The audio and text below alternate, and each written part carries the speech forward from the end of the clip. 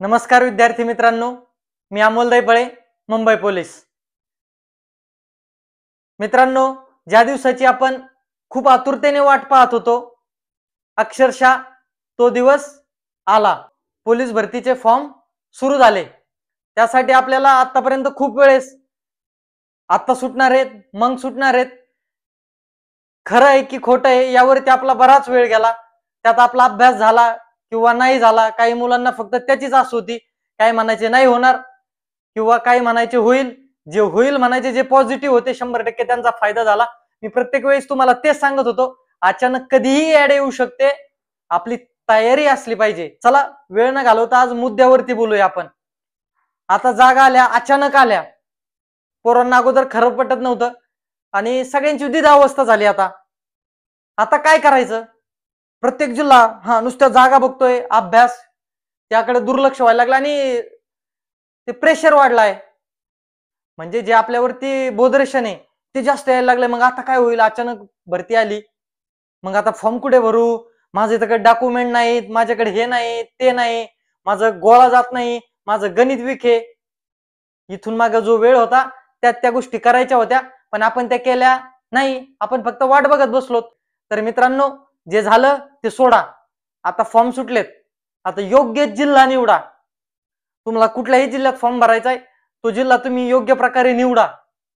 तुमच्या कास्टला जागा बघा, ओपनला जागा बघा आणि तुमच्यापासून अंतर किती आहे याचा सगळा अभ्यास करा। इथून मागे मेरिट किती लागलंय आणि तुम्ही फॉर्म भरू शकता। गडबड करू नका, सगळ्या जिल्ह्याच्या जागा येऊ द्या।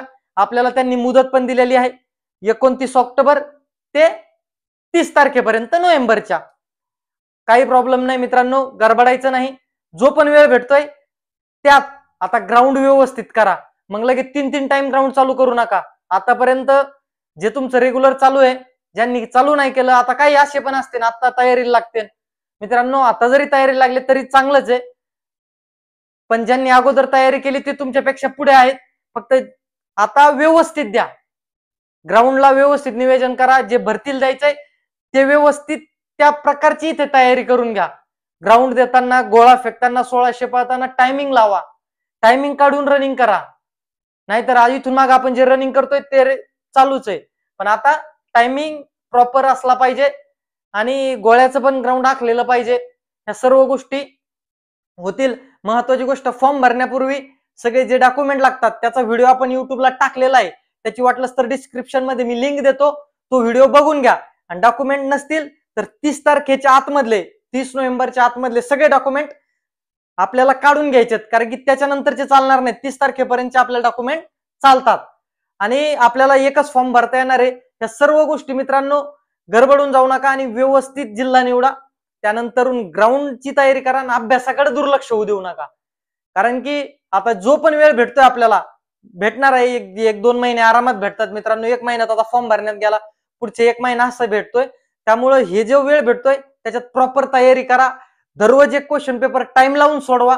या सर्व गोष्टी, बारीक बारीक गोष्टीचा विचार करा आणि मग आता इथून मागे जे आपण स्वप्न बघितलेलं आहे त्याला साकार करण्याची हीच वेळ आहे। त्यामुळं गडबडून जाऊ नका आणि हॅप्पी राहा, आनंदी राहा, कारण की आपला जे टार्गेट आहे ते 100% भेटणार आहे अशी मनात खुणगाट बांधा आणि त्यानुसार तयारी करा।